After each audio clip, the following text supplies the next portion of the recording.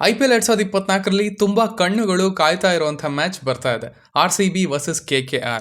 Mainly ಯಾಕೆ ಇದಕ್ಕೆ importance ಸಿಗುತ್ತೆ ಅನ್ನೋದು ನಿಮಗೆ ಗೊತ್ತೇ ಇದೆ. ವಿರಾಟ್ ಕೊಹ್ಲಿ ವರ್ಸಸ್ ಗೌತಮ್ ಗಂಭೀರ್. ಇದು ಒಂಥರ ಅನಾದಿ ಕಾಲದ ರೈವಲ್ರಿ ಆಗ್ಬಿಟ್ಟಿದೆ. ಅವರೇ ಬಿಟ್ಟರು ಫ್ಯಾನ್ಸ್ ಬಿಟ್ಟಿಲ್ಲ ಅಂತ ಅನ್ಕೊಂಡ್ರೆ ಕೊನೆಗೆ ಅವರೂ ಕೂಡ ಬಿಟ್ಟಿಲ್ಲ ಅನ್ಕೊಳ್ಳೋ ಹಾಗಾಯ್ತು ಹೋದ ವರ್ಷ. ಬಟ್ ಪರ್ಸ್ನಲಿ ನಮಗೆ ಇವೆಲ್ಲ ಬೇಕಾಗಿಲ್ಲ. ಬೇಕಾಗಿರೋದು ಒಂದು ಒಳ್ಳೆ ಮ್ಯಾಚ್. ಏನು ಕಾಂಟ್ರವರ್ಸಿ ಇಲ್ದೇನೆ ಗ್ರೌಂಡಲ್ಲಿ ಬ್ಯಾಟ್ ಅಂಡ್ ಬಾಲ್ ಜೊತೆ ಫೈಟ್ ಆದರೆ ಅಷ್ಟೇ ಸಾಕು, ಮನುಷ್ಯರ ಮಧ್ಯ ಅಲ್ಲ.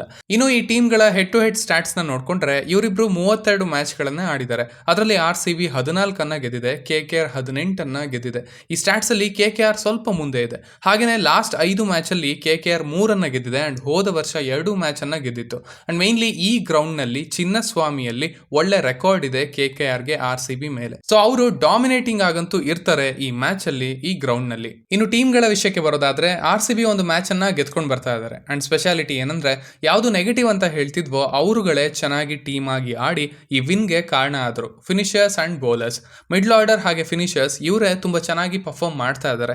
ಆಕ್ಚುಲಿ ಯಾರ ಮೇಲೆ ಫೋಕಸ್ ಇದೆ ಅವರಿನ್ನ ಫಾರ್ಮ್ಗೆ ಬಂದಿಲ್ಲ. ಪತಿದಾರ್, ಗ್ರೀನ್ ಹಾಗೆ ಮ್ಯಾಕ್ಸ್ವೆಲ್. ಸೊ ಇವರು ಕೂಡ ಪಾರ್ಟಿನ ಸೇರ್ಕೊಂಡ್ರೆ RCB ಬ್ಯಾಟಿಂಗ್ ಪೇಪರ್ ಮೇಲೆ ಕಾಣುವ ಅಷ್ಟೇ ಸ್ಟ್ರಾಂಗ್ ಆಗಿ ಫೀಲ್ಡ್ ನಲ್ಲೂ ಕಾಣುತ್ತೆ. ಇನ್ನು ಬೌಲಿಂಗ್ ಆಸ್ ಯೂಶುವಲ್ ಸ್ವಲ್ಪ ಕಷ್ಟನೇ. ಬಟ್ ಹೋದ ಮ್ಯಾಚ್ ಪಾಪ್ ಲೈನ್ ಅಲ್ಲಿ ತುಂಬಾ ಚೆನ್ನಾಗಿ ಬೌಲ್ ಮಾಡಿದ್ರು. ಸ್ಪೆಷಲಿ ಪೇಸ್ ಅಟ್ಯಾಕ್ ಸ್ವಲ್ಪ ಸುಧಾರಿಸಿತ್ತು. ಗ್ರೀನ್ ಕೂಡ ಸಾಥ್ ಕೊಡ್ತಾ ಇರೋದ್ರಿಂದ ಬೆಟರ್ ಆಗಿದೆ ಅಂತ ಹೇಳ್ಬೋದು. ಬಟ್ ಇಲ್ಲಿ ಪ್ರಾಬ್ಲಮ್ ಇರೋದು ಡೆತ್ ಬೌಲಿಂಗ್ ಹಾಗೆ ಸ್ಪಿನ್ನರ್ಸ್. ಡೆತ್ ಅಲ್ಲಿ ಮತ್ತೆ ಸಿರಾಜ್ಗೆ ಮೊರೆ ಹೋಗಬೇಕು. ಅಲ್ಸರಿ ಅವರು ಲಾಸ್ಟ್ ಓವರ್ ಹೊಡ್ಸ್ಕೊಂಡ್ರು. ಈ ಕಡೆ ಸ್ಪಿನ್ನರ್ಸ್ ಅಂತ ಯಾರು ಇಲ್ಲ.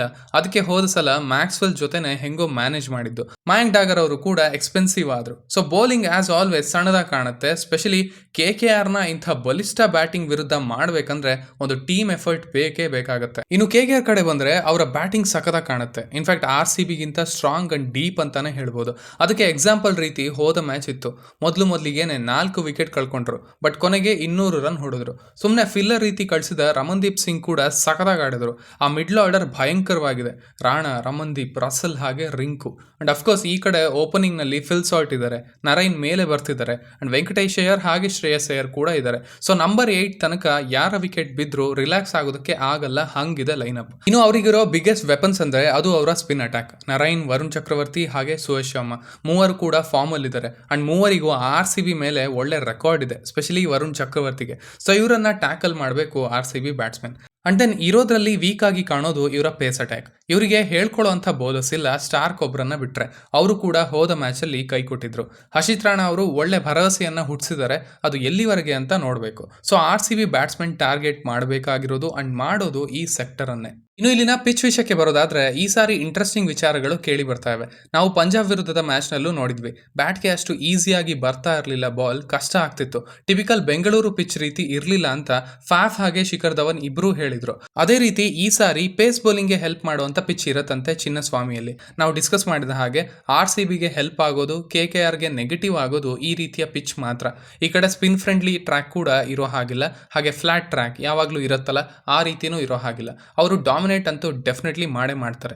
ಸೊ ಅದಕ್ಕೆ ಈ ಥಿಂಕಿಂಗ್ ಏನೇ ಬೆಟರ್. ಇನ್ನು ಸ್ಟಾಟ್ಸ್ ವಿಚಾರಕ್ಕೆ ಬಂದ್ರೆ ಇದು ಚಿನ್ನಸ್ವಾಮಿ. ಇಲ್ಲಿ 89 ಮ್ಯಾಚ್ಗಳು ನಡೆದಿದ್ದಾವೆ.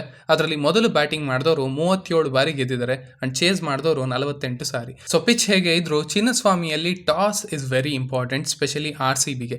ಚೇಸಿಂಗ್ ಸಿಕ್ಕಷ್ಟು ಒಳ್ಳೆ ಪೊಸಿಷನ್ ಅಲ್ಲಿ ಇರುತ್ತೆ ಟೀಮ್. ಹಾಗೇನೆ ಹೋದ ಮ್ಯಾಚ್ ಗೆದ್ದಿರೋದು ಕೂಡ ಚೇಸ್ ಮಾಡ್ತಾನೆ.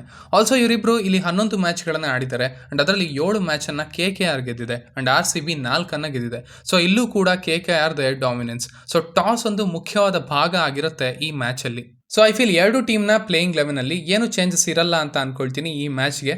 ಮೇ ಬಿ RCB ಅವರು ಫರ್ಗ್ಯೂಸನ್ನ ತರಬಹುದು ಪಿಚ್ ಪ್ರಕಾರ, ಅಲ್ಸರಿ ಜೋಸೆಫ್ನ ಬಿಟ್ಟು ಅಷ್ಟೇ. RCB ಅಂದರೆ ರಸಲ್ಗೆ, ನರೈನ್ಗೆ ಹಾಗೆ ವರುಣ್ ಚಕ್ರವರ್ತಿಗೆ ತುಂಬಾನೇ ಇಷ್ಟ. ಅವರು ಯಾವಾಗಲೂ ಕಾಟ ಕೊಟ್ಟಿದ್ದಾರೆ ಕೂಡ. ಈ ಕಡೆ ಮಿಚೆಲ್ ಸ್ಟಾರ್ಕ್ ವಿರುದ್ಧ ಕೊಹ್ಲಿಗೆ ಹಾಗೆ ಫಾಫ್ಗೆ ಒಳ್ಳೆ ರೆಕಾರ್ಡ್ ಇದೆ. ಸೊ ಬ್ಯಾಟಲ್ ಅಂತೂ ಇರುತ್ತೆ, ಚೆನ್ನಾಗೇ ಇರುತ್ತೆ.